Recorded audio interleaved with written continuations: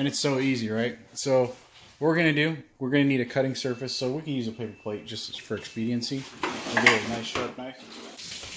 If we make a big batch, we can just eat all the salsa we want, you know? Yeah. And that's nice. This is good stuff. How many tomatoes do you think we'll need? How many are in there? I say all but 3. So just rinse it, wash it off. And what you're going to do is quite fun, actually.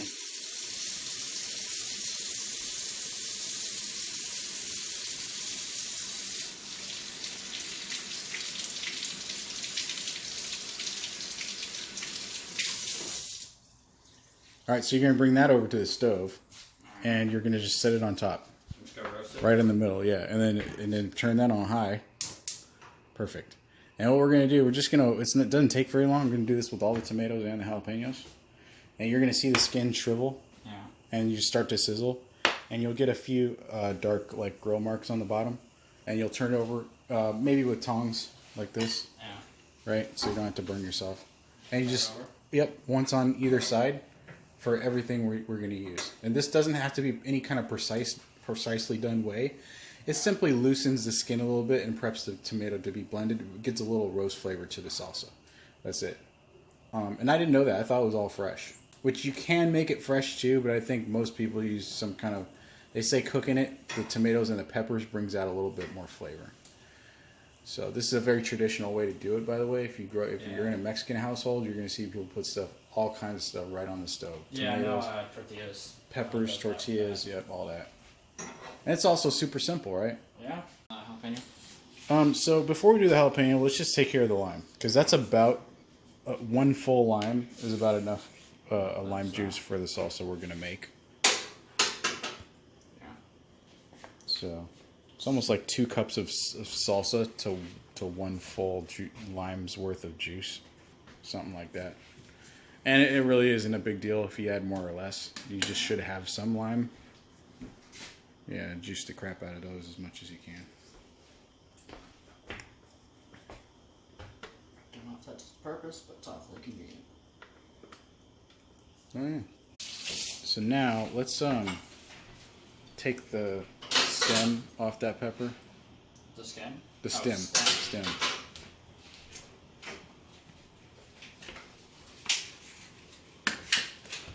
Cool. And you can hold that over or rest it on the fire.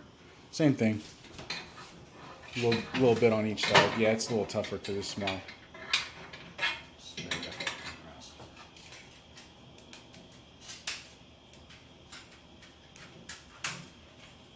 Sweet.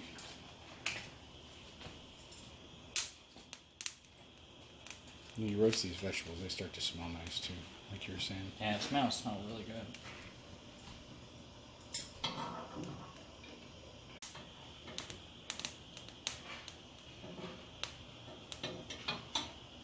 All right, you can. We can bring that over here actually. Because what we're gonna do. Slice that in half long ways.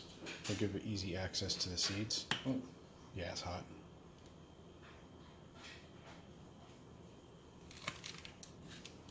Cool. And we're actually going to discard half of the seeds from either half and keep the rest of them.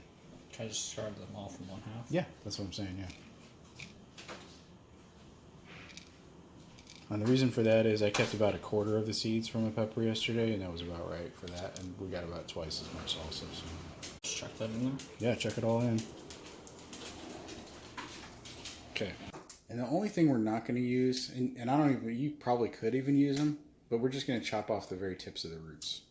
So there's not like random root looking things in the salsa. But everything else, we're just going to use it. And just to make it quicker for the processor, I find it is an even consistency. If you don't have to chop it a lot, but just a few lengths of it in there, and that we can throw it in there. And you can start it out in different parts of the food processor cup, and that helps it chop up evenly when it's in there. A little bit. Even if you were to just put that in there without doing anything to it, it would eventually end up how you want it. So not really that big of a deal.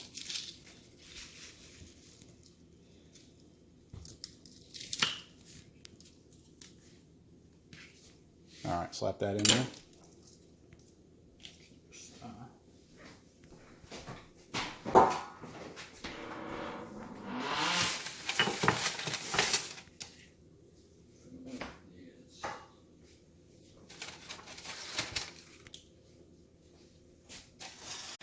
This is gonna make you not want to buy salsa from the store anymore once you realize how good this is and how quick it is to make.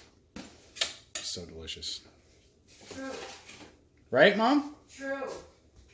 I need the recipe.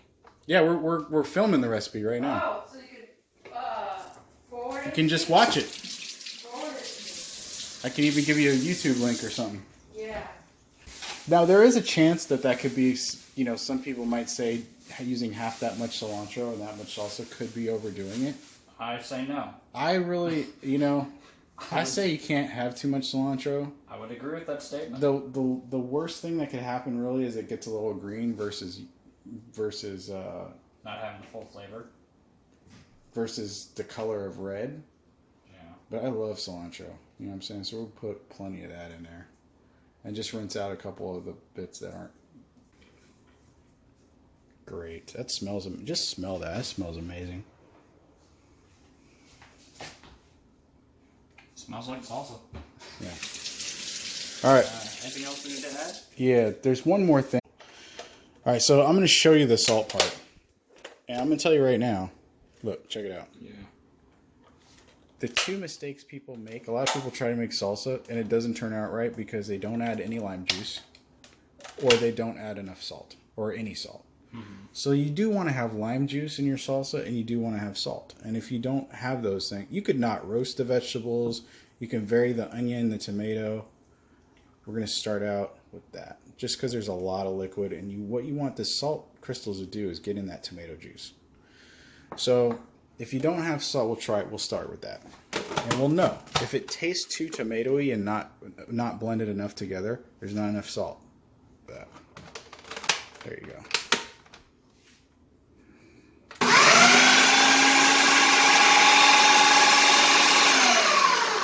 What I like to do is pulse it. Okay. And that way, you can hold it.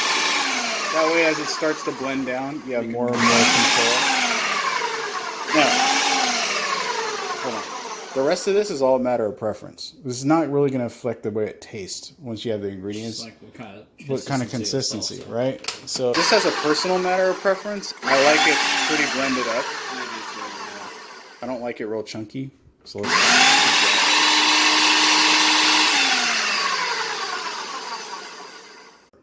It is a little watery. No. And that's because the tomatoes are super juicy. So what we're going to do to fix that is just going to be a consistency thing. We're going to add a little bit more salt. It's got a good amount of lime. Taste that? Mm-hmm. We're going to add a little bit more salt, and then we're going to add some onion. And that onion's going to get in there and get that crunch. Instead of being all watery, it's going to be kind of crunchy too. So how much more salt? Much? That's it. Just a tiny, yeah, not too much. All right. Back on. Mm-hmm. This is also going to put a little bit more sweetness in it.